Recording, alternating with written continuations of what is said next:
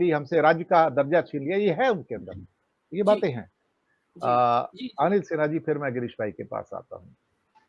अनिल सिन्हा जी, बहुत कुछ हो रहा है, बहुत तेज़ी से घट रहा है। मोदी को चुनाव जीतने के लिए देश बाँटना पड़े तो बाँट देगा sir. He can divide sir, और मैं आपको दावे से कहता हूँ, ये बंदा 5-7 साल और रह गया ना, आपको ये इंडिया के 2-3 नहीं 4 टुकड़े मिलेंगे यहाँ पर। वही हाल होगा जो ब्रेज़नेव और ख्रुश्चेव के बाद सोवियत संघ का हुआ था। और इतिहास इस बात का साक्षी है, जो मेरा अपना भी अनुभव है, आपका भी अनुभव है, कि सॉफ्ट पावर जब टॉप पे होती है तो देश कभी नहीं बँटते।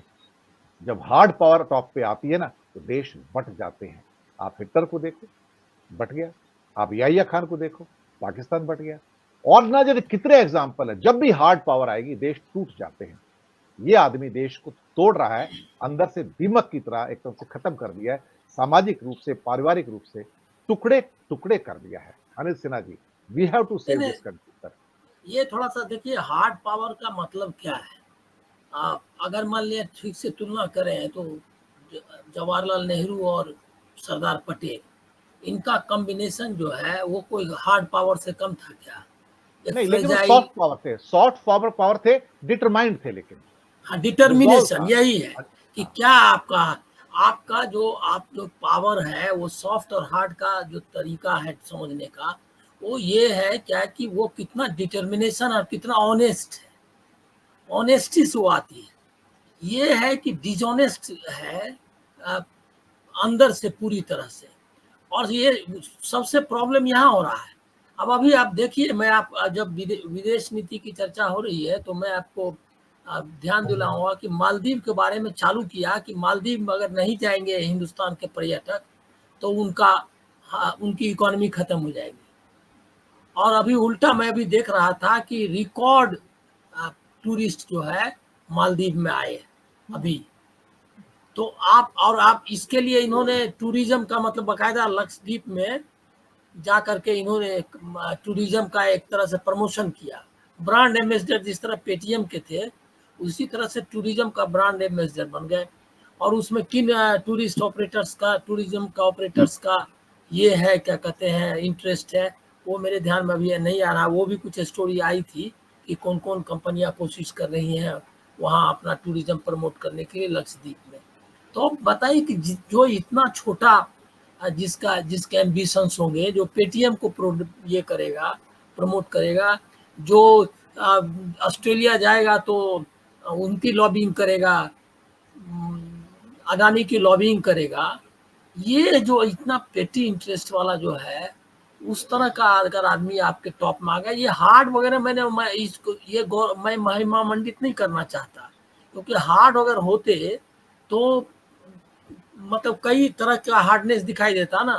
लेकिन ये हार्ड क्या है, वो भी वर्ड्स में हार्ड है।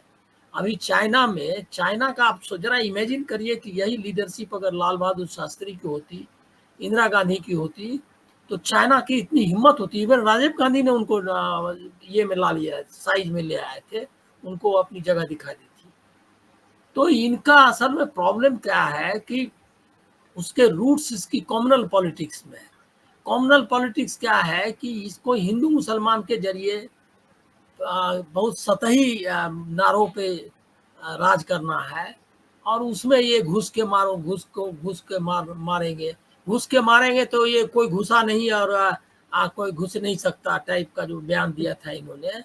तो घुस के मारेंगे में ये कहाँ से आ गया कि घुस नहीं सकता, किस न कोई घुसा है न कोई घुसेगा। और आगे का लाइन तो वहां नहीं बोले चीन के मामले में कि घुस के मारूंगा। तो ये उनकी दिखाती है बहुत कमजोर। मतलब देखिए ये आरएसएस, अगर हम लोग रूट उसकी जड़ों में नहीं जाएंगे ना तो दिक्कत होगी।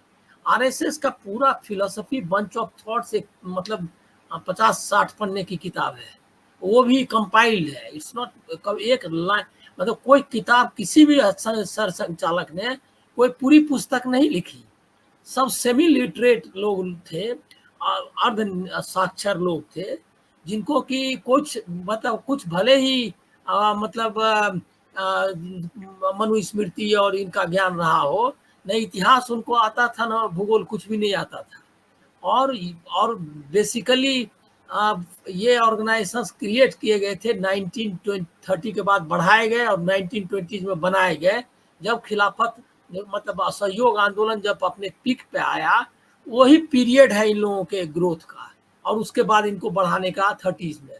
तो जब तक इसके इनके ये इस बैकग्राउंड को अगर हम नहीं समझेंगे ना, इसीलिए हमको दिक्कत होती है। एक देशद्रोही पहले से थे ये, इनका मतलब देशभक्ति संदिग्ध थी, ये मानना पड़ेगा, क्योंकि वो तो इतिहास है जो डॉक्यूमेंटेड है।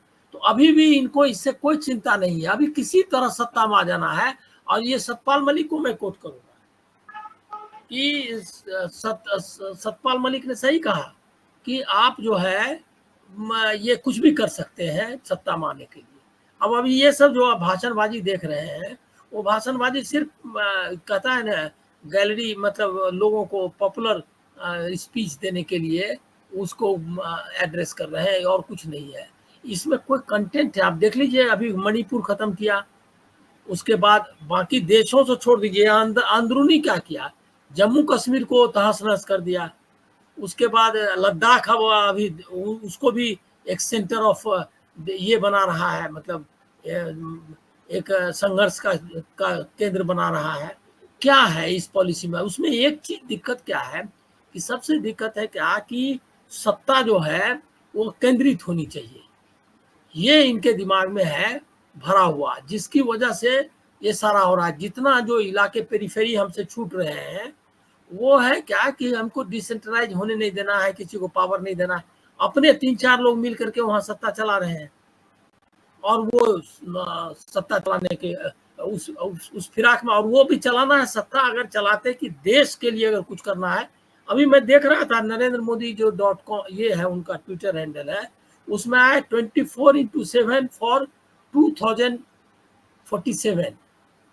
अभी क्या किसको झांसा दे रहे 2047?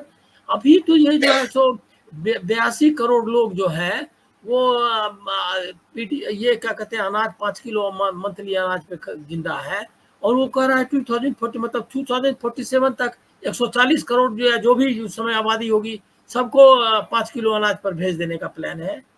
ये हमको तो यही लग रहा है। और बाकी जितने पोर्ट हैं, जितने एयरपोर्ट हैं, जितने रेल है, हाईवेज है, वो अडानी एंड कंपनी को दे देना है। तो ये जो सारा जो विदेश नीति वगैरह में भी आप देख रहे हैं, उसमें जो सबसे बड़ा है कि एक तो सेंट्रलाइजेशन है, दूसरा है क्या कि 1-2 लाइन लूंगा कि हमारा थ्योरी ही खत्म हो गया। हमारा था कि हम पाकिस्तान से के लोगों से रखेंगे संबंध, और लोगों से हमारी दुश्मनी नहीं है, हमारी दुश्मनी है उस वहाँ की सरकार से, वहाँ की आर्मी से, और वहाँ जो वेस्टेड इंटरेस्ट है जो पाकिस्तान के लोगों को भी तंग कर रहा है। यहाँ हमारा है क्या कि हमको मुसलमान से का मतलब से दुश्मनी रखनी है, और हिंदुस्तान में भी मुसलमान से दुश्मनी रखनी है, पाकिस्तान के मुसलमान से दुश्मनी है। तो ये कौन सा पॉलिसी इसमें चलने वाला है? इसमें ये जो गल्फ वगैरह में भी किसी तरह देख रहे हैं आपका संबंध बना हुआ है इकोनॉमिक इंटरेस्ट की वजह से, वो भी नहीं ठीक से चल पाएगा, क्योंकि वो उनके ये तो वातावरण रोज आप तुष्टीकरण और क्या क्या कह के मुसलमानों को प्रताड़ित करने की खबरें, और हम सीए लाएंगे तो हम जो है 3 तलाक लाएंगे, ये क्या खबरें वहां नहीं जा रही हैं। तो अंततः जो डोमेस्टिक पॉलिसी को आपको इंडिपेंडेंट रखना चाहिए फॉरेन पॉलिसी से, और उसमें एलिमेंट जो होना चाहिए वो सेकुलर एलिमेंट जब तक नहीं होगा, तब तक आप एक ये इंटरनेशनल पॉलिसी भी नहीं अपना सकते जो कि रैशनल और ये हो ह्यूमैनिटी और बड़ लार्जर इंटरेस्ट पर बेस्ड। गिरीश भाई, बचपन में शेख